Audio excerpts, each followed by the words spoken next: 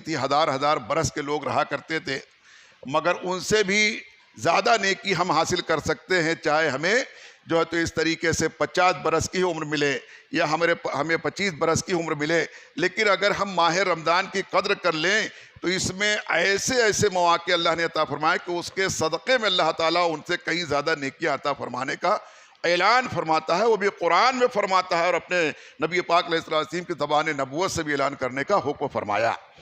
چنانچہ آج میں آپ کے سامنے انہی مواقع میں سے ایک موقع جو ہے اس ماہ رمضان کے آخری عشرے میں جو آیا کرتا ہے اسے کہتے ہیں شب قدر، یعنی ایک رات ایسی آتی ہے جس کا ذکر اللہ تعالیٰ نے قرآن میں فرمایا ہے، اور اس کے لیے اللہ تعالیٰ نے پوری سورہ نازل فرمائی، سورہ قدر، کہ بے شک یہ رات جو ہے انتہائی قدر والی منزلت والی رات ہے، اور اس میں اللہ تعالیٰ نے قرآن پاک کو نازل فرمایا۔ یہ اللہ تعالیٰ نے قرآن پاک فرمایا، اس سے پتہ یہ چلا کہ نص قطعی سے یہ بات ثابت ہے کہ شب قدر حق ہے، اور نبی علیہ السلام کے فرمودات سے یہ ثابت ہے کہ شب قدر ہے ماہ رمضان کے آخری عشرے کی 10 دنوں میں سے، ان میں جو 5 طاق راتیں پڑتی ہیں ان میں سے کوئی ایک رات ہوتی ہے۔ اب نبی علیہ السلام کے حیات طیبہ اور آپ کے دیگر ارشادات مبارکات کو دیکھتے ہوئے اور قرآن پاک کی آیتوں کے مفاہیم اور تراجیم اور ان کے اعداد و شمار کو دیکھتے ہوئے علماء مفسرین نے اور مترجمین نے یہ فرمایا کہ ان تمام چیزوں کو مد نظر رکھتے ہوئے یہ نتیجہ اخذ کیا گیا ہے کہ وہ شب قدر جو ہے ماہ رمضان کی 27ویں شب کو پڑتی ہے۔ حالانکہ دیگر احادیث پاک سے یہ بات معلوم پڑتا ہے کہ ضروری یہ نہیں ہے کہ 27ویں ہی شب ہو، مگر یہ ضروری ہے کہ طاق راتوں میں سے ہی کوئی ایک رات پڑے گی، چاہے وہ 21ویں رات ہو جائے، چاہے 23ویں رات ہو جائے، 25ویں ہو جائے، 27ویں یا کہ 29ویں رات، ان 5 راتوں میں سے کوئی ایک رات ہوگی۔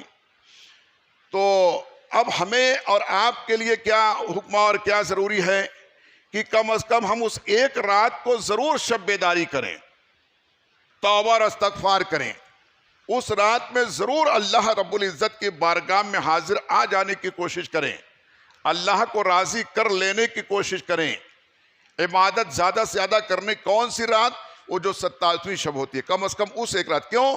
کیونکہ اس میں علماء کرام کا اجماع ہے، جمہور علماء کرام کا اس بات پر اجماع ہے کہ وہ 27ویں شب ہے۔ اب اگر ہو سکتا ہے کہ 23ویں شب ہو چکی ہوگی، 25ویں ہوگی یا 29ویں ہوگی یا 27ویں ہوگی، ہو سکتا ہے دوسری شب بھی ہو سکے، جیسا کہ حدیث پاک سے ظاہر ہوتا ہے کہ دوسری بھی ہو سکتی ہے، لیکن چونکہ ہم علماء کرام کے دیے ہوئے فیصلے پر عمل کریں گے تو انشاءاللہ ہمارے ثواب میں کچھ کمی نہیں ملے گی، کمی نہیں ہوگی، بلکہ ہم 27ویں کی اگر بھی ایک رات کو بھی شب بیداری کریں گے تو ہمیں جو ہے تو شب قدر کا ثواب میسر آ جائے گا۔ اس لیے کیونکہ ہم نے اپنی منمانی نہیں کی، ہم نے اپنی منمانی نہیں کی کہ ایک رات کو ہم جاگیں گے، عبادت کریں گے، بھلے سے شب قدر ہو یا نہ ہو، معاذ اللہ ہمارا اپنا یہ فیصلہ نہیں ہے، بلکہ جمہور علماء کرام کا یہ فیصلہ دیا ہوا ہے۔ اس لیے کم از کم یہ تو چاہیے کہ تمام جتنی بھی 5 طاق راتیں پڑتی ہے سب میں شب بیداری کرے۔ ہو سکتا ہے کوئی رات ہوگی تو وہ برکتیں ہم کو میسر آ جائیں گی۔ اگر سب میں نہیں شب بیداری کر پا رہے ہیں 21ویں 23ویں 25ویں 27ویں 29ویں کو، تو کم از کم جس پر علماء کرام نے اتفاق کا اظہار کیا ہے تو اس شب میں ضرور شب بیداری کرنا چاہیے۔ اب ظاہر سی بات ہے کسی چیز کو حاصل کرنے کے لیے اس کے تعلق سے معلومات اگر ہو جائے تو زیادہ بہتر ہوتا ہے، ورنہ پیتل بھی ویسے ہی دکھتا ہے، سونا بھی ویسے ہی دکھتا ہے۔ تو اگر جس کو معلومات نہیں ہے وہ ٹھگ جا سکتا ہے، دھوکہ کھا سکتا ہے۔ تو یوں تو حدیث پاک میں آیا کہ مومن دھوکہ کھا جاتا ہے اور منافق دھوکہ دے جاتا ہے۔ تو مومن کی ایک پہچان یہ بھی ہے کہ وہ دھوکہ کھا جاتا ہے، دھوکہ دیتا نہیں ہے کسی کو، بلکہ دھوکہ کھا جاتا ہے، لوگ اس کو دھوکہ دے دیتے ہیں۔ مگر یہ نہیں کہ تم جان بوجھ کے دھوکہ ہی کھاتے رہو، جان بوجھ کر کے سانپ کے منہ میں ہاتھ ڈالو اور وہ پھر ڈس لے ہوئے تو کہو ارے میں دھوکہ کھا گیا، میں نہیں سمجھا کہ یہ ڈستا ہے۔ معلوم ہے کہ سانپ تو ڈستا ہی ہے نا، یہ تو سب کو معلوم سانپ ڈستا ہی ہے، پھر بھی کوئی ہاتھ ڈالے اور پھر بعد میں کہہ رہے مجھ کو معلوم نہیں تھا کہ یہ ڈس ہی لے گا، میں دھوکہ کھا گیا۔ بھول گیا. تو یہ جان بوجھ کر کے دھوکہ نہیں کھانا چاہیے. تو فرمایا اللہ تعالیٰ نے قرآن پاک میں کہ اِنَّا أَنزَلْنَاهُ فِي لَيْلَةِ الْقَدْرِ وَمَا أَدْرَاكَ مَا لَيْلَةُ الْقَدْرِ لَيْلَةُ الْقَدْرِ خَيْرٌ مِّنْ أَلْفِ الشَّهْرِ. کتنی بڑی بات اللہ نے فرمائی ہے. اور فرمایا کہ تنزل الملائکۃ والروح فیہا بإذن ربہم من کل امر سلام ہی حتی مطلع الفجر. یعنی اللہ تعالیٰ نے کتنی بڑی بات فرمائی کہ تم کیا جانو. یعنی کہ یہ اللہ نے فرمایا کہ شک مت کرو, اس میں کسی قسم کا ڈاؤٹ مت کرو, بلکہ بے شک ہم نے قرآن کو شب قدر میں نازل فرمایا. یہ کون کر رہا ہے؟ جس نے کیا. یعنی اللہ رب العالمین یہ فرما رہا ہے کہ ہم نے شب قدر میں قرآن کو نازل فرمایا. جبکہ دوسرے مقام پہ اللہ ہی فرماتا ہے کہ ہم نے تھوڑا تھوڑا نازل فرمایا. نبی علیہ السلام نے فرمایا کہ 23 برس میں اللہ تعالیٰ نے مجھ پر مکمل قرآن تھوڑا تھوڑا نازل فرمایا. پھر یہ اللہ تعالیٰ اس میں اس طرح سے حکم فرما رہا ہے کہ ہم نے اسے شب قدر میں نازل فرمایا. تو یوں تو پورا قرآن جو ہے موقع موقع سے تھوڑا تھوڑا اللہ تعالیٰ نے نبی علیہ السلام کے قلب اطہر پر 23 برس میں مکمل 30 پارے نازل فرمائے. لیکن ہر سال مکمل قرآن جو ہے شب قدر میں اللہ تعالیٰ مکمل قرآن اپنے حبیب کے جو تو بارگاہ میں اللہ تعالیٰ نے جبریل امین کے ذریعے سے پیش فرمایا. ہر سال مکمل قرآن ایک شب میں. اور جبریل علیہ السلام نبی علیہ السلام کی بارگاہ میں حاضر آتے ہیں اور پورا قرآن تلاوت فرماتے. نبی علیہ السلام سماعت فرماتے یعنی کہ سنتے. پھر آقا علیہ السلام تلاوت فرماتے پورا قرآن اور جبریل امین سنتے. یہ دور کیا کرتے تھے. تو مکمل قرآن شب قدر میں اس طریقے سے نازل ہوتا. اور اللہ نے فرمایا کہ اور تم کیا جانو کہ شب قدر کیا ہے. تمہیں کیا پتا کہ شب قدر کیا ہے؟ تمہیں اس کا اندازہ نہیں ہے. ابھی تم کو اس کو اتنی سمجھ نہیں ہے. سمجھ جاؤ تو شب قدر کی جو ہے تو ایک گھڑی بھی تم ضائع نہ ہونے دو. اس کا ایک لمحہ بھی تم غفلت میں نہ گزارو. شب قدر کا ایک لمحہ، ایک منٹ بھی، کیا ایک سیکنڈ بھی تم دنیا کی طرف، دنیا کی لالچ میں نہیں گزرنے دو گے. اگر تم اس کو سمجھ جاؤ گے تو. کاش کہ ہم سمجھ جائیں. کاش کہ ہم مسلمان اس بات کو سمجھ لیں اور شب قدر کی قدر کرنے والے بن جائیں. تو فرمایا کہ جب کوئی شخص کسی قدر والی چیز کی قدر کرتا ہے تو خود بھی قدر والا بن جاتا ہے، ورنہ قدردان تو بن ہی جاتا ہے.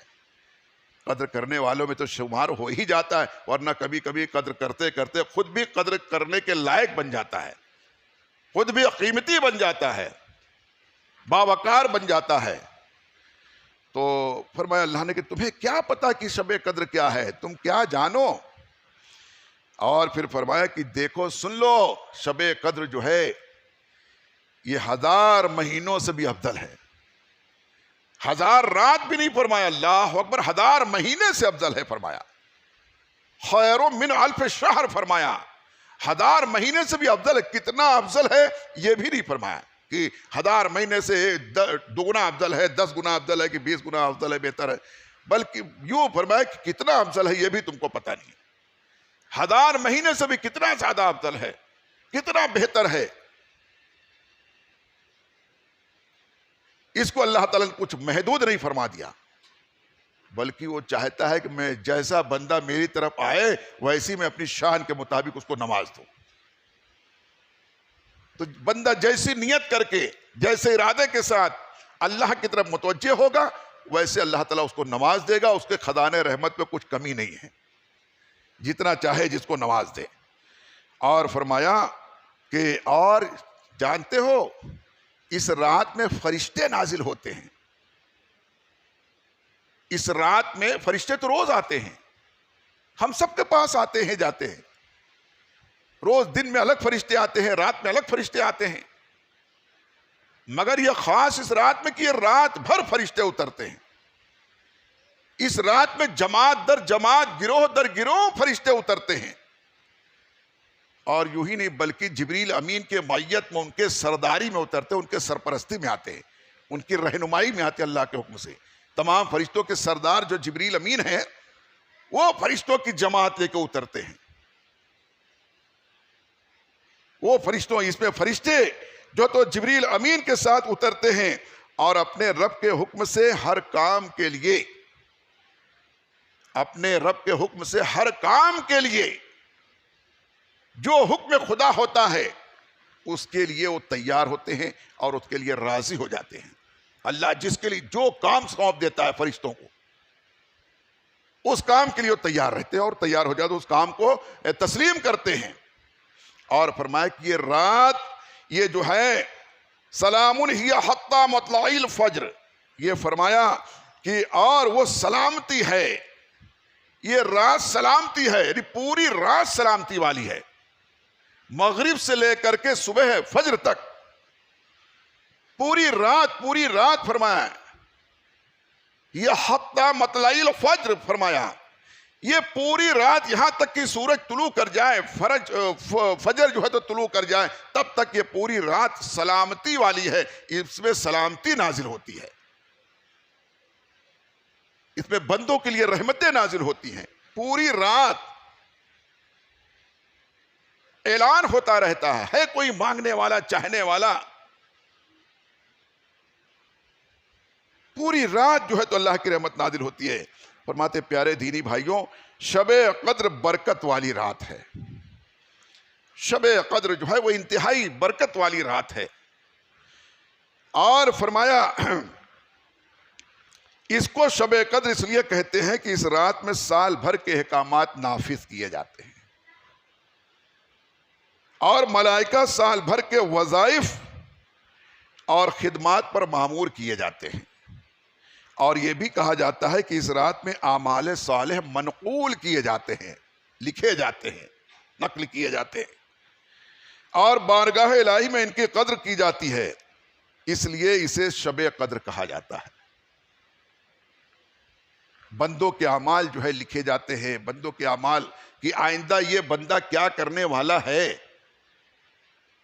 کہ کتنا جینے والا ہے، کہ ابھی اسی سال میں مرنے والا ہے، آئندہ اسے شب قدر ملے گی کہ نہیں ملے گی، یہ سفر کرنے والا ہے، یہ تجارت کرنے والا ہے، یہ گھر پہ رہنے والا ہے، یہ شادی کرنے والا ہے، یہ سب اس کے لکھے جاتے ہیں. فرمایا کہ اس رات کو اس لیے، یہ قدر والی رات کو اس لیے شب قدر کہا جاتا ہے.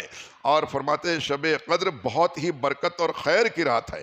قرآن مقدس میں اس کو 1000 مہینے سے افضل بتایا گیا ہے اور اس کو محدود نہیں کیا گیا کہ اتنا افضل، بلکہ لا محدود اس کے حد کو ظاہر نہ کرتے ہوئے اللہ نے اعلان کر دیا کہ اتنا افضل ہے 1000 مہینے سے کہ جس کا تم اندازہ نہیں لگا سکتے، جس کا تم اندازہ نہیں لگا سکتے.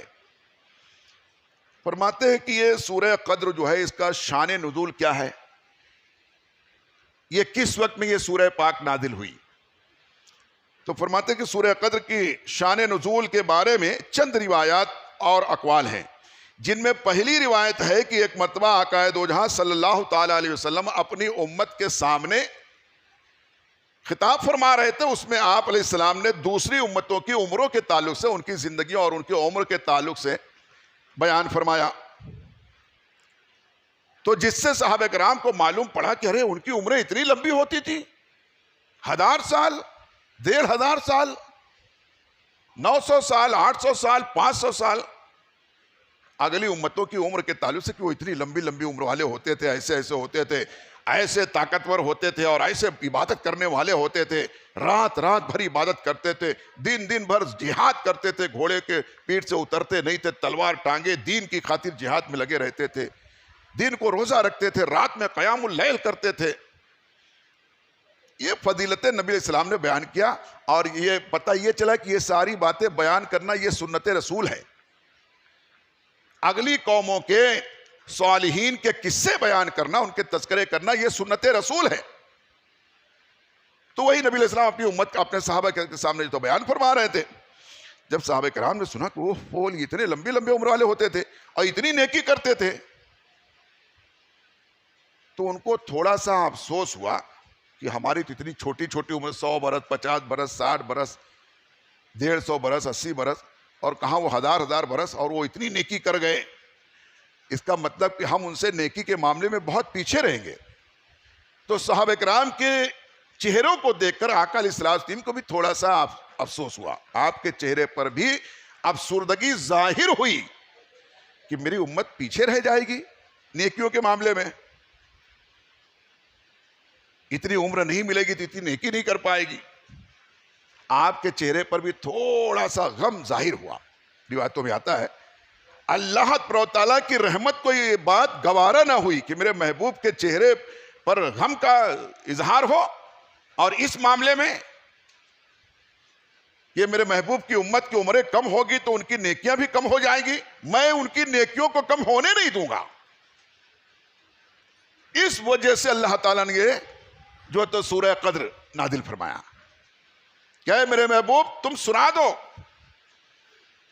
اپنی امت کو ان کو کہ یہ افسوس نہ کریں، بلکہ جتنا اگلی امت 100 برس میں 500 برس میں نہیں بلکہ 1000 برس میں جتنی بندگی کر لیتے تھے، میں ان کو ایک رات ایسی عطا کروں گا کہ اگر سال میں اس ایک رات کو اگر شب بیداری للہیت کے ساتھ میری طرف متوجہ ہو کر کے اگر یہ صحیح ڈھنگ سے جو ہے تو میری بارگاہ میں آ جائیں گے، حاضر ہو جائیں گے، تو میں 100 نہیں 200 نہیں 500 نہیں بلکہ 1000 مہینے سے بھی زیادہ ان کو جو ہے تو ثواب عطا فرماؤں گا.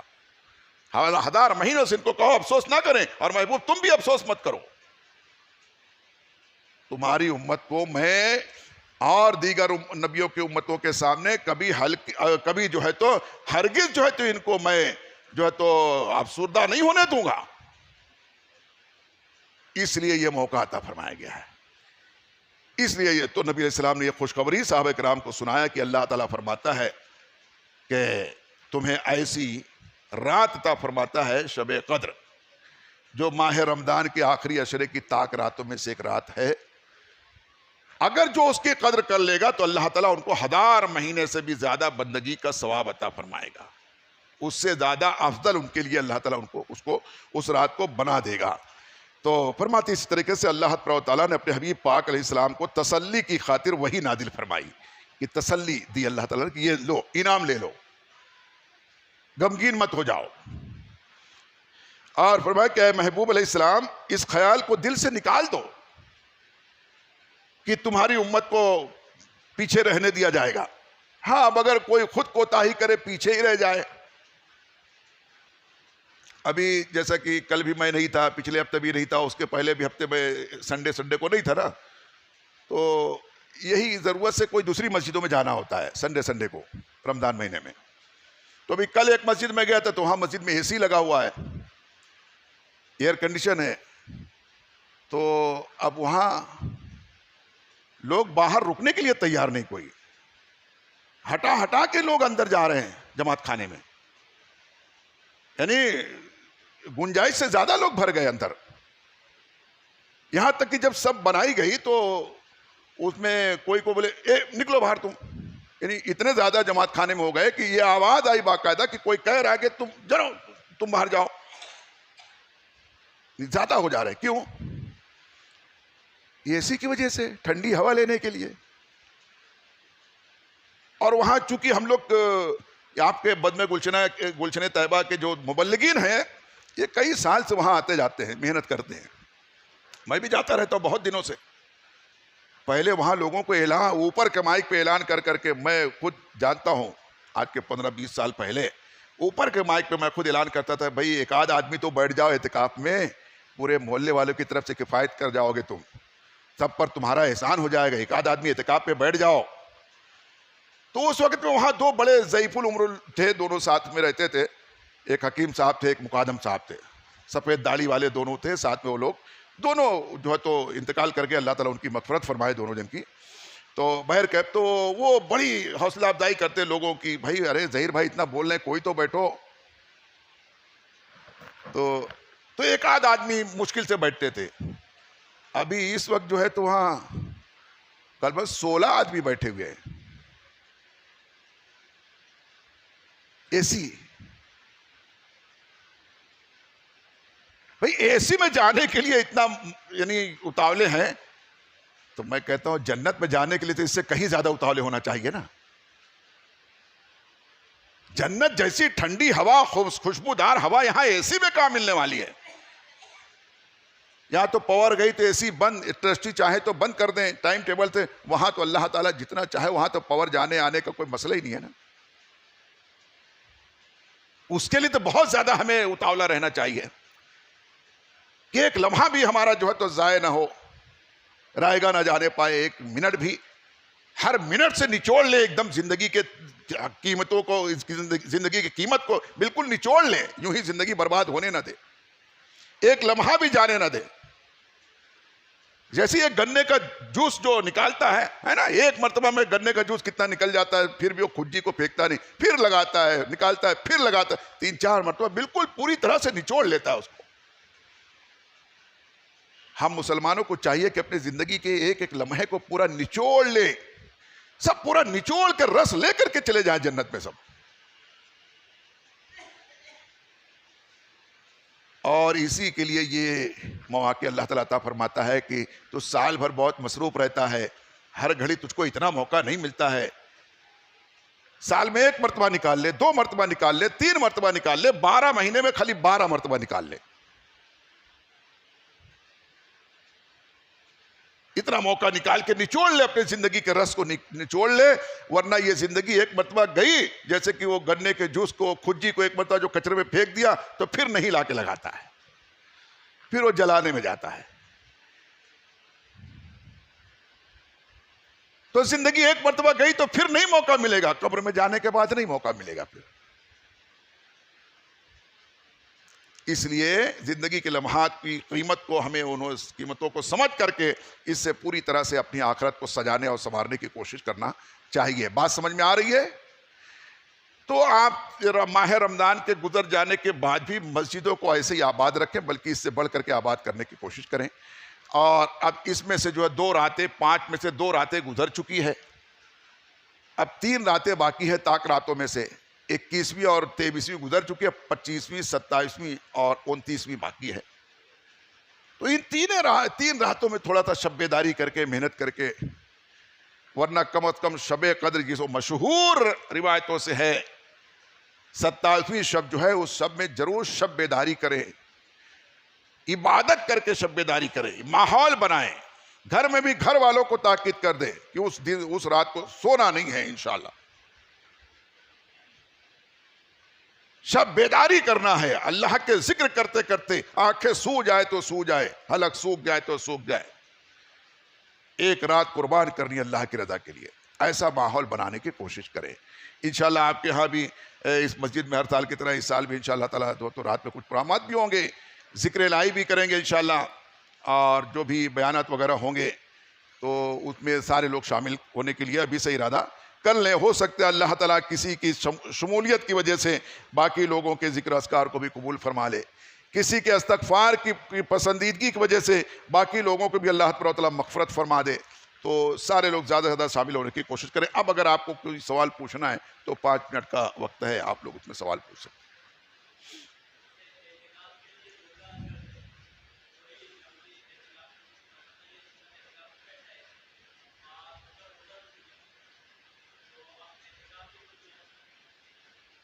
ہاں، یہ اعتکاف کے لیے پوچھ رہے ہیں کیا روزہ شرط ہے؟ ہاں، اعتکاف میں بیٹھنے کے لیے روزہ شرط ہے.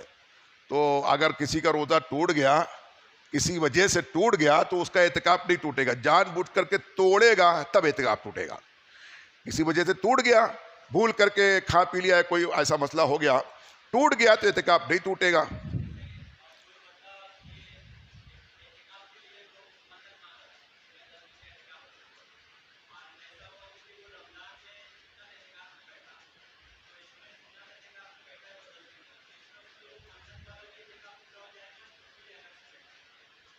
اعتکاف کی جیسے کہ قسمیں ہے، تو یہ اعتکاف سنت ہے اور ایک اعتکاف واجب ہوتا ہے.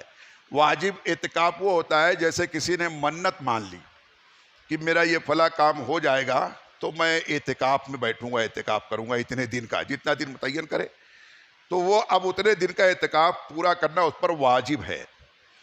تو یہ وہ واجب اعتکاف جو ہے اس کے لیے روزہ شرط نہیں ہے. یہ سنت ماہ رمضان کے جو اعتکاف ہے آخری عشرے کا، اس کے لیے روزہ شرط ہے. اور اس کے لیے اگر اس نے ماہ رمضان نہیں کہا ہے، جب اس نے منت مانی کہ میں ماہ رمضان میں اعتکاف کروں گا اتنے دن کا اگر میرا کام ہو جائے گا، تو ماہ رمضان میں اس اعتکاف کو پورا کرنا واجب نہیں ہے، بلکہ غیر رمضان میں بھی اس کو پورا کر سکتا ہے، یا جو دن اس نے منت میں کہا ہوگا کہ میں فلاں دن اعتکاف کروں گا تو اسی دن اس کو رکھنا پڑے گا، وہ کیونکہ وہ اس پر واجب ہو جائے گا، تو اس کو غیر رمضان میں بھی پورا کر سکتا ہے۔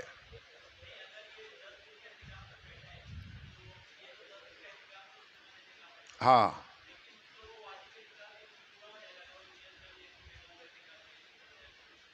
واجب اعتکاف غالباً اس میں پورا نہیں ہوگا، کیونکہ یہ سنت اعتکاف ہے، یہ سنت کی نیت کرے گا تو واجب اعتکاف پورا نہیں ہوگا۔ ہاں، اگر واجب اعتکاف اس نے یہی رمضان میں ہی مانا تھا کہ میں رمضان کے آخری عشرے میں میرا یہ کام ہو جائے گا تو اعتکاف کروں گا، تو اس پر واجب ہے کہ وہ رمضان مہینے میں کریں۔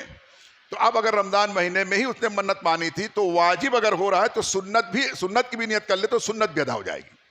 سنت کا عمل کر رہا ہے اور اس میں یہ واجب کی نیت کر لے تو واجب ادا نہیں ہوگا، کیونکہ واجب جو ہے وہ بڑا ہے، تو سنت کے درجے میں رہ کر کے واجب ادا نہیں ہو پائے گا۔ ہاں، واجب کے درجے میں رہ کر کے سنت ادا ہو جائے گی۔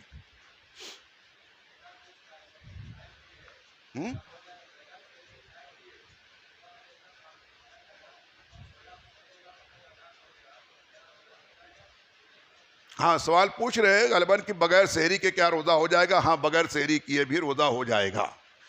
جب بھی سو کر کے اٹھا تو نیت کر لے اور اس کے بعد کچھ کھائے پیے نہیں تو روزہ ہو جائے گا۔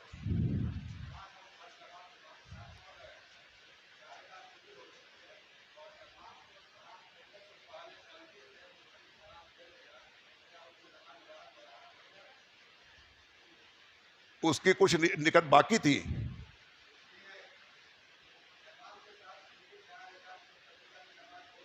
ہاں ہاں،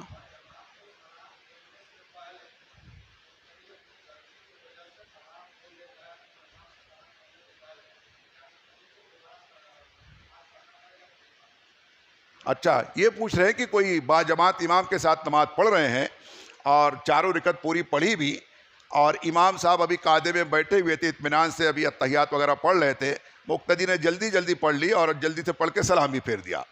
تو اگر اس کا سینہ جب تک کا نہیں پھرا ہوا ہے تو پھر وہ سلام پھیر بھی چکا ہے تو اپنی جگہ پر بیٹھا رہے، اور اس کے بعد امام صاحب کے ساتھ دوبارہ پھیر دے، اس کی نماز ہو جائے گی، سجدہ سہو بھی کرنے کی ضرورت نہیں پڑے گی۔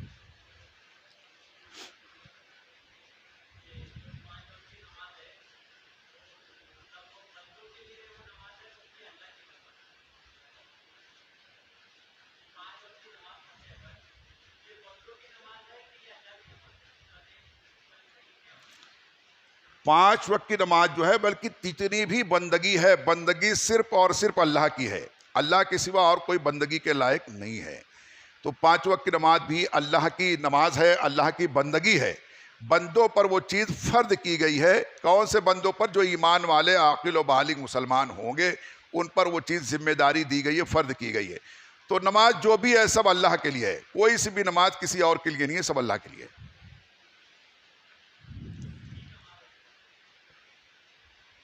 بولو۔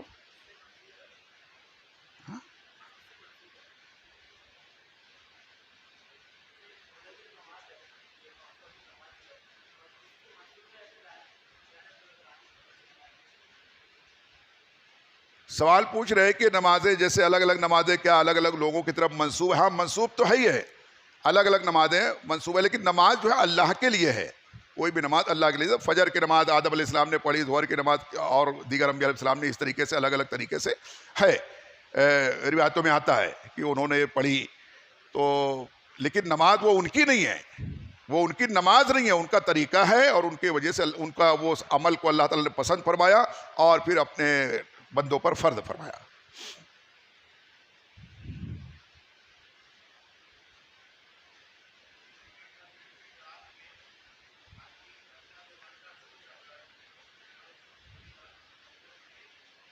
سوال پوچھ رہے ہیں کہ شب قدر میں اگر آدمی گھنٹہ دو گھنٹہ سو جاتا ہے تو کیا اس کو پوری رات عبادت کا ثواب ملے گا؟ ماشاءاللہ، ہاں ملے گا۔ شب قدر تو بڑی چیز ہے، بلکہ اگر سو گیا اور اٹھ کر کے تہجد پڑھ لیا تو اور اچھی بات ہے۔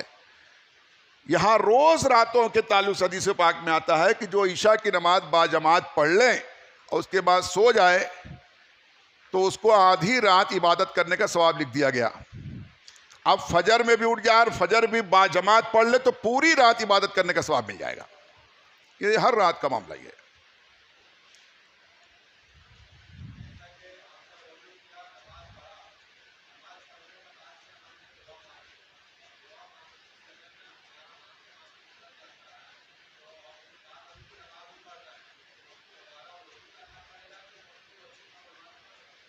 ہاں کسی بھی وجہ سے اگر آنسو نکل گیا تو آنسو نکلنے سے وضو نہیں ٹوٹتا ہے.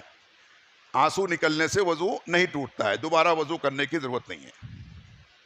اگر آنکھ میں کوئی بیماری ہے, مرض ہے, اور وہ مرض والا پانی دکھتی ہوئی آنکھ یعنی درد ہونے لگی اور آنکھ سے نکلا تو اس سے وضو ٹوٹتا ہے.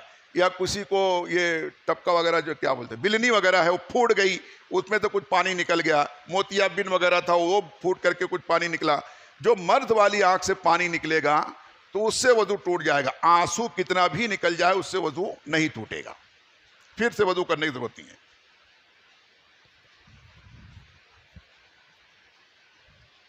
ٹھیک ہے ماشاءاللہ, کافی وقت تو ہو گیا, آپ لوگوں نے اچھے سوالات بھی پوچھ لیے. اب جو کچھ بھی آپ نے سیکھا ہے, سمجھا ہے, جو سیکھ رہے پڑھ رہے اس پر عمل کر رہے اسے دوسروں تک پہنچانے کی بھی کوشش کیا کریں گے انشاءاللہ. زیادہ سے زیادہ لوگوں کو نمازی بنانے کی کوشش کریں, اور لوگوں سے کہیں بھائی کہاں چلے گئے تم, شروع میں جو لوگ بہت سارے لوگ آئے تھے ہے نا, ابھی تو کیمرہ دیکھا جائے, کیمرہ تو لگا ہی ہے یہاں پہ بھی, تو بیچارے جو شروع میں آئے تھے 1 2 3 رمضان کو بڑے جوش و خروش کے ساتھ, وہ سب کہاں چلے گئے؟ ان کا لگتا ہے فوٹو نکال کر کے دینا پڑے گا پیپر میں, اخبار میں ہے نا, واٹس ایپ پہ سوشل میڈیا پہ چلانا پڑے گی. اتنے آدمی آتے تھے کہاں غائب ہو گئے, ملتے رہیے, ان کو تلاش کر کے لے آؤ. تو ان کو ذرا احساس دلانے کی کوشش کریں بھائی ابھی تو ماہ رمضان ہی باقی ہے. پہلے لوگ رمضان کے بعد عید بعد غائب ہوتے تھے, عید والے دن غائب ہوتے تھے, ابھی 10 رمضان سے غائب ہونا شروع ہو گئے لوگ ہے نا. پورا ابھی آخری عشرہ چل رہا ہے. پہلے پھر یہ بھی یاد ہوگا کہ پہلے لوگ بیچ میں 15 رمضان سے کم ہونے لگتے تھے, مگر پھر آخری میں 20 رمضان سے پھر بڑھنا شروع ہو جاتے تھے, پھر شب قدر تک خوب بڑھ جاتے تھے لوگ, پھر شب قدر کے بعد جو ہے تو 27ویں روزے سے پھر کم ہوتے پھر کم ہو جاتے تھے. مگر اب کتنی بے غیرتی ہو گئی ہے ابھی, یہی کہیں گے. یعنی مسلمان آج کا اللہ ماشاءاللہ کتنا بے غیرت ہوتے جا رہا ہے کہ تیسرے چوتھے رمضان سے ہی بھاگنا شروع کر دیتا ہے. تہجد کی نماز جو ہے 8 رکعت پڑھنا چاہیے. بعض روایتوں میں 12 رکعت کا ذکر آیا ہے, لیکن وہ بہت قوی روایتیں نہیں ہیں. 8 رکعت کی روایتیں قوی ہیں. حضور علیہ السلام 2 رکعت کر کے 8 رکعت پڑھا کرتے تھے, 2 رکعت کر کے.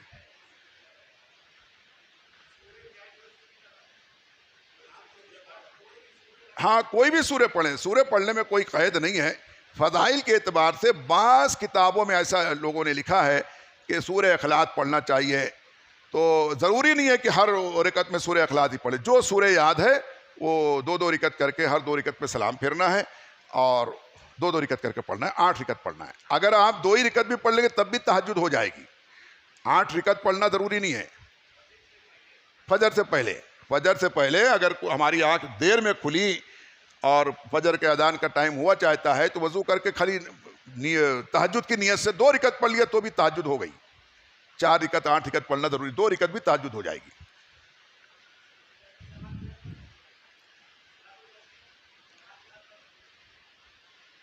جماعت کے ساتھ کوئی بھی نفل نماز جو ہے جماعت کے ساتھ نہیں پڑھے تو بہتر ہے, نہیں پڑھے تو بہتر ہے. پڑھ لیا تو انشاءاللہ گناہ نہیں ہوگا. بعض علماء نے فرمایا کہ جماعت سے پڑھ سکتے ہیں, لیکن بعض علماء نے پھر بھی پڑھ سکتے کی اجازت دینے کے باوجود بھی فرمایا کہ مکروہ ہے. نفل نماز کی جماعت کرنا جو ہے مکروہ ہے. تو اس لیے نفل نماز کی جماعت کرنا جو ہے یہ ایسا بہت بہتر نہیں ہے. کسی وجہ سے رغبت دلانے کے لیے لوگ نہیں پڑھتے, بھول گئے ہیں کہ صلاۃ التسبیح کسے کہتے ہیں, تو لوگوں کو سکھانے پڑھانے بتانے کے لیے جمع کر کے یاد دلانے کے لیے جماعت سے پڑھ لیا تو الگ بات ہے. بار بار اس کی جماعت نہیں کرنا چاہیے نفل نماز کی.